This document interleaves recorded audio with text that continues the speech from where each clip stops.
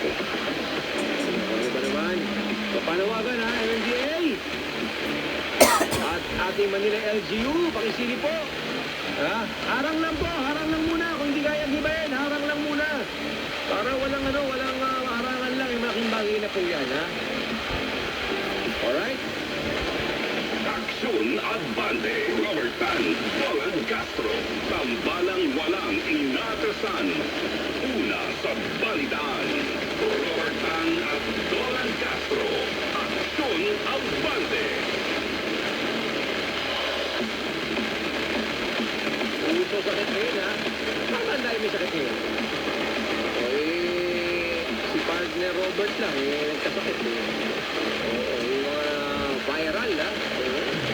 Kaya ingat po kayo, ha? Tayo po nasa mga pampublikong sakyan. Magmas pa rin po tayo. Malaking bagay po yan, ha? Ang bagay ang magmas para po tayo ay hindi magkasakit pa rin lagi, di ba? Importante po yan. Magaling ka, partner Robert, ha? At kay Trixie, at kay Seb. Ayan, magaling kayo, ha? Malungkot dahil may mga kala mo, simple-sipul lang at tubo. Ha? Pala, ano na pala? Matinding gamutan pala. Maiiar pa. Alright? Meron tayong mabilis, mabalis, walang mintis na! Abante Radio Live Report.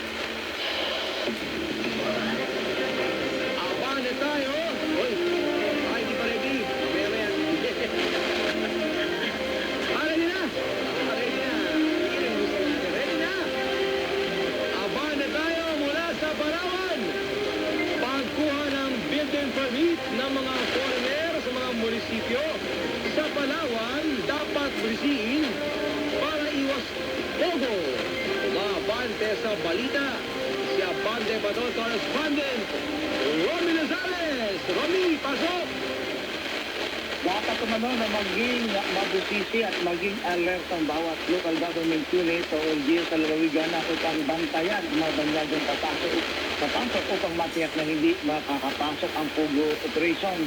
Ito ay matapos ang balitang ibinibenta ng sa international ang ilang lugar sa Palawan para pagtayuan ng mga Pugo hub. Ayon sa mga bukal, hindi dapat sumayag ang pamalang panlalawigan lalo ng kanilang panlalawigan ng Palawan na makapasok sa Palawan na namang Pugo gaming hub. Ayon sa isang board member, nakakatanggap na dati pa ng mga impormasyon na may ilang mga lugar sa Palawan ang ninanais sa pagtayuan ng nasabing mga hub, partikular na mga isla. Ngunit hindi ito nilahat kung saan partikular na lugar sa Palawan. Ang mga impormasyon ito ang dapat o ang nag-udyok sa kanya na magpasa ng ordinansa sa anumang Pugo hub at pagbasura sa anumang endorsement may kinalaman o maging daan para sa Pugo operations. Dapat lahat ng municipal LGU ay maging napanuri at busisiin ang anumang mga foreign establishments na itinatayo sa kanilang mga munisipyo.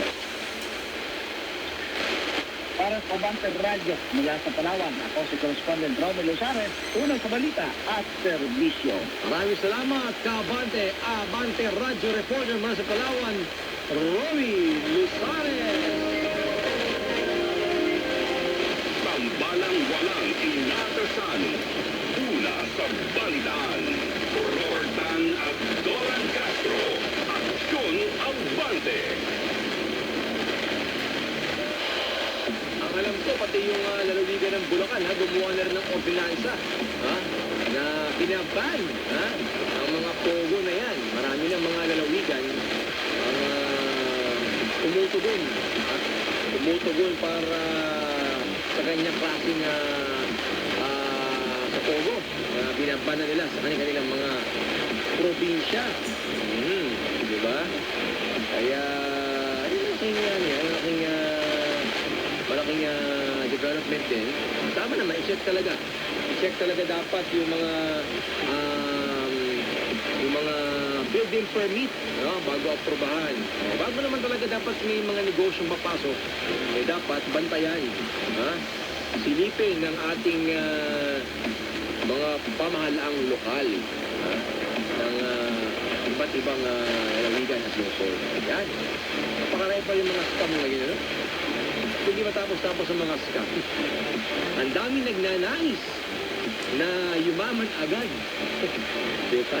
Wala, tandaan natin mga kaabante, ha? Wala pong easy money. Ika nga, ha? Wala pong babagsak agad yung pera sa iyo. Hanggang ganun-ganun na lamang. Lahat po ay pinaghihirapan. Ha? Lahat ay dapat paghirapan at hindi dapat nating hintayin na dumating lamang. Kasi wala namang talagang ganun senaryo, no? Kaya talaga sabihin mo na mabilis, makakakaroon ka ng invest ka ng ganito. Kasi invest ka ng 300,000 tapos pagdating ng isang buwan, magkakaroon ka ng 50,000 agad o 80,000. Di ba po? Hindi totoo yun. Hindi totoo na ganun ang sitwasyon na madaling magkapera. Oo, di ba? Kaya huwag tayong magpapaalipin sa mga scammer na yan.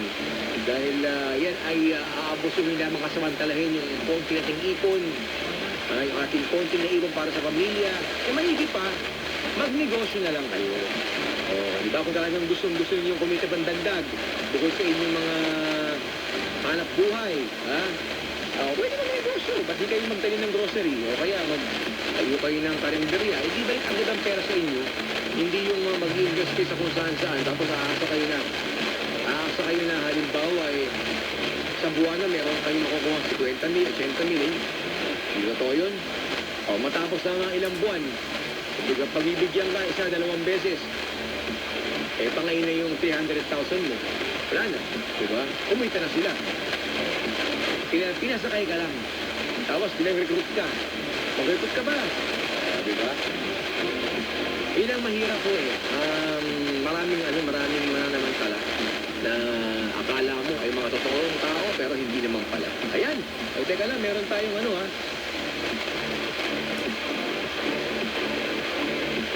meron tayong complaint na tututukan ngayon sa abating Action Abante. Nahanap ko lang yung aking ano ba to? Ito ba yung online scam? O sige nga. Sabi nyo sa ating background ng reklamo, ha? Meron siyang booking. Booking July 3 to 6. Tama ba? Tapos fully paid na siya. 64,605 pesos ang naibayad niya. May resibo na hawak, January 24, 2024. Babayo kabayad. Pero till now, wala pa nare-receive. Ito! Ito tungkol sa mga, scam, sa mga travel agency. O sige na. Meron tayong panauhin tungkol sa online scam sa mga nagpapabook sa travel agency. Alamin natin ang Action Abante complaint ng ating kaabante. Ma'am Jacqueline Yumang, isa pong magandang umaga, Ma'am Jacqueline. Kamusta po kayo? Good morning po, Sir Donald. Ayan, oo. Ma'am Jacqueline, ano po itong nangyari sa inyo na meron kayong nagbayad kayo sa isang travel agency? Paano ba? Kwentuhan nyo nga po kami, anong scam po paano po kayo na-biktima? Ito pong Talilakaw travel tour na ito, Sir. Before naman, dito na kami kumukuha. Nakailang bookings na rin ako sa kanya na okay naman. Kaya nang itong year na to, nung kumuha ako sa kanya ulit, ito na yung hindi na kami na-i-book ng maayos. Walang booking na nangyari na puro pangako hanggang sa dumating itong July na ito, wala kaming nakuha. Walang booking na nangyari sa amin. Sabi niyo po meron na kayong mga transaksyon sa kanila. Ano po itong mga transaksyon nito? Magkano yung involved na pera na nagbayad niyo sa kanila? Hindi naman, yung mga nakaraan, hindi naman ho siya ganong kalaki na patulad sa amin. Kasi dito lang sa Metro Manila, mga booking lang sa mga hotel, okay naman. Lahat, okay siya. Ito lang po yung pinakamalaki na hindi niya kami na-i-book. Magkano po ito? Bali, 64,000 something almost 65,000. At saan pong lugar kayo i-book dapat? Sa Boracay sana kami sa